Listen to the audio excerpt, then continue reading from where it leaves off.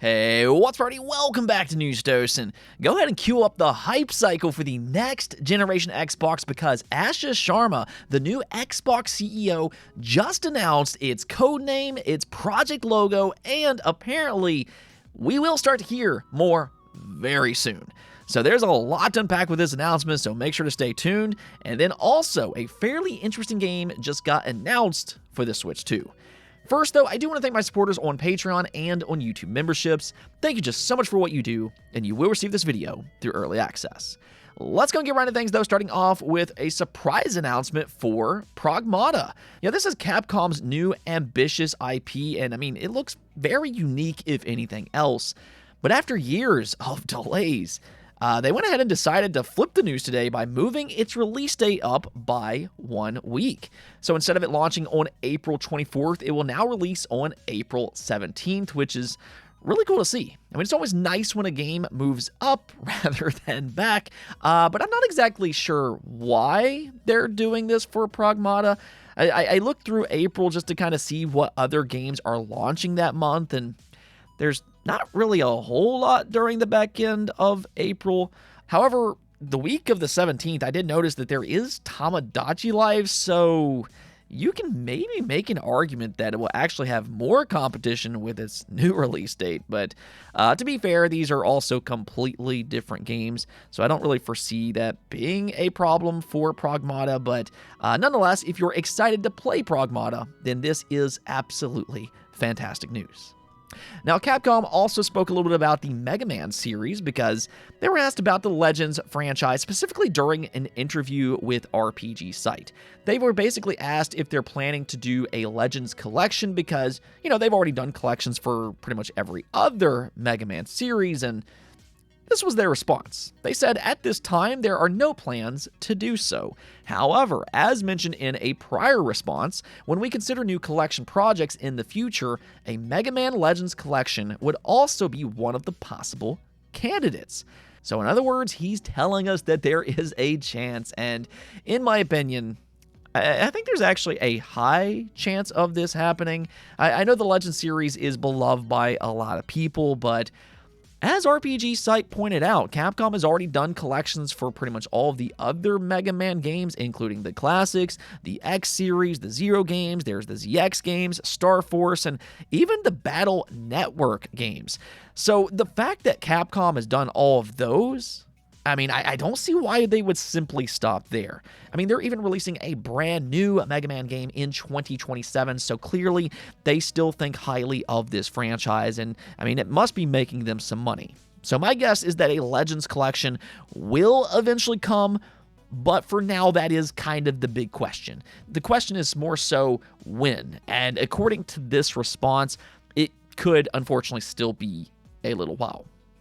Oh, and here's another surprise that I wasn't quite expecting, but apparently ESRB rated Marathon for the Xbox One and the PlayStation 4.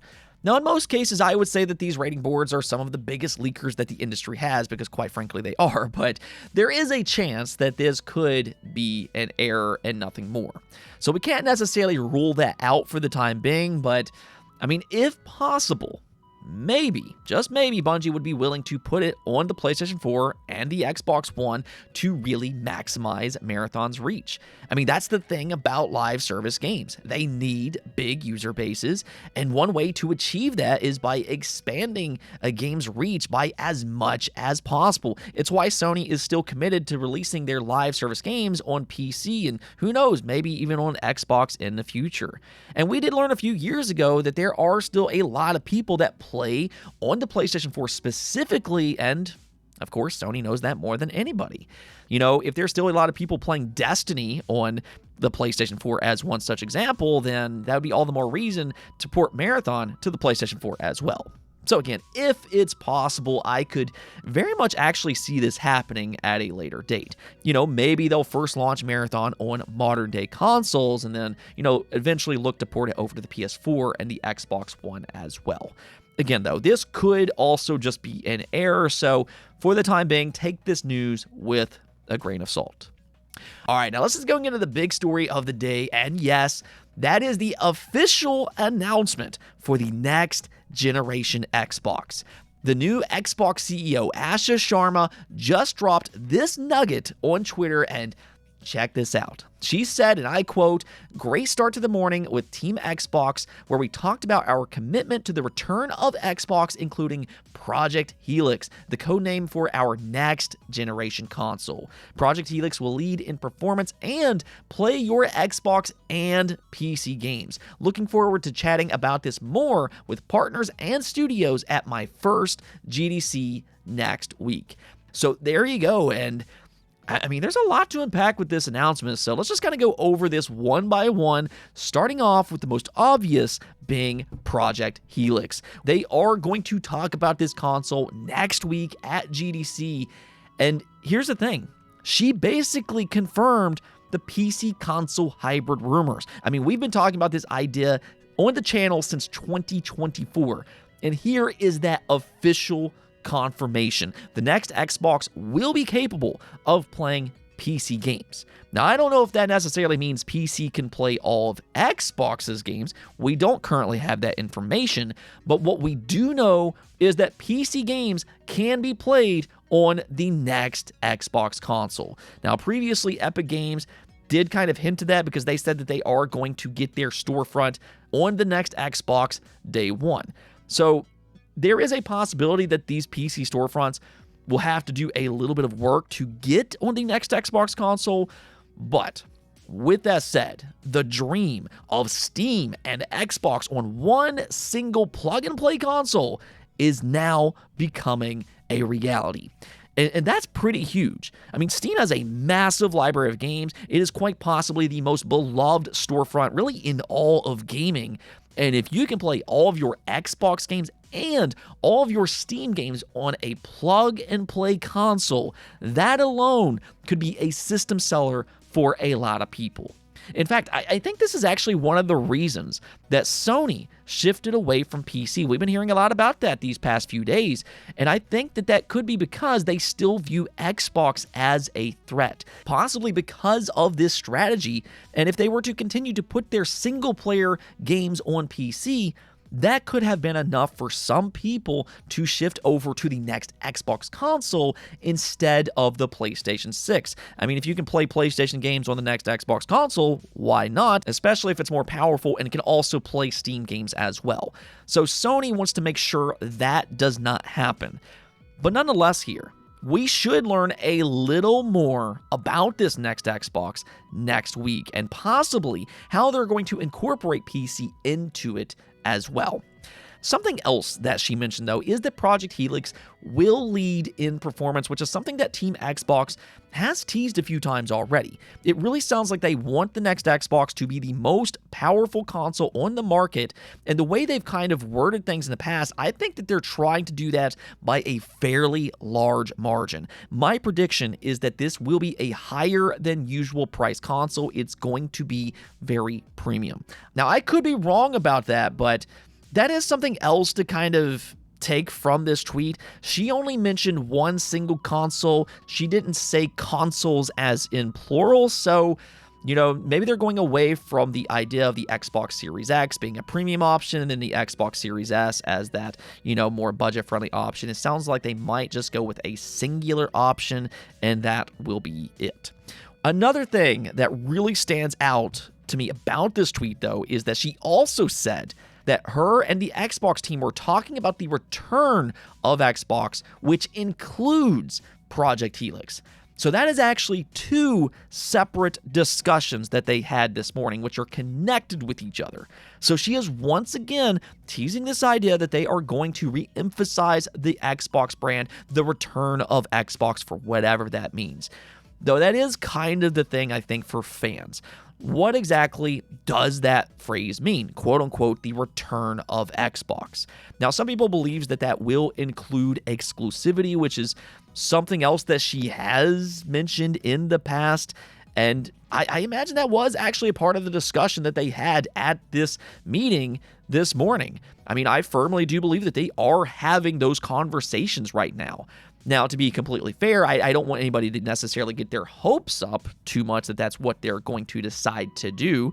Conversations are only just that. It doesn't mean that they will act on those conversations, But what it does mean is that they are at the very least discussing it, and they're debating which is the better path for Xbox to take going forward.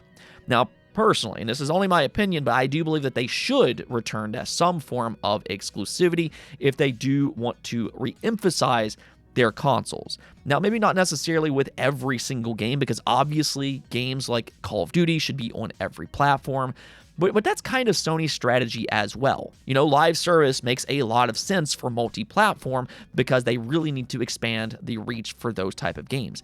But then there's other games that Xbox has that they could use to sell their consoles and to get people within their ecosystem. That way they can make even more money on those specific customers, you know, repeat customers.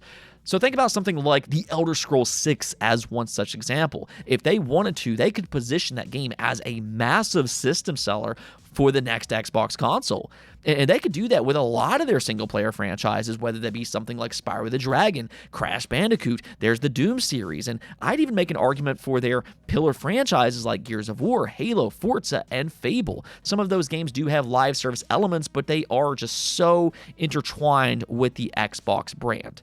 If you think about it, though, Xbox, you know, they have a lot of franchises now that they could really position themselves very well within the console market. And that's one of the things that has bothered me about these past couple of years for Xbox, because Xbox made all of those acquisitions years ago to better position themselves in the console market, but then they just completely shifted over to a multi-platform strategy just as those studios were finally ready to launch their games.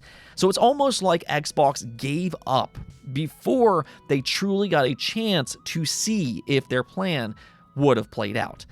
And I think that that's just too bad, but who knows? Maybe they'll shift back under the new Xbox CEO. Again, though, don't get your hopes up too much for the time being. I think it's more of a coin flip type of situation, or at least for now, but it does sound like we're going to learn a little bit more about the next generation strategy very soon, which I think is incredibly exciting to hear. All right, now one more thing before we go, though, because the Switch 2 is getting a very interesting port, which is Kena Bridge of Spirits. Now, a lot of you may remember this game as a timed PS5 exclusive from early on in the generation, and that's the thing about this studio. Sony really likes them, and so much so that they also partnered up with them once again for the sequel, which is launching on the PlayStation 5 later this year. Now, I'm assuming that will be another timed exclusive, so the fact that the first game is launching on the Switch 2, I'd say is also a pretty good sign that the sequel will come to Nintendo later down the road as well.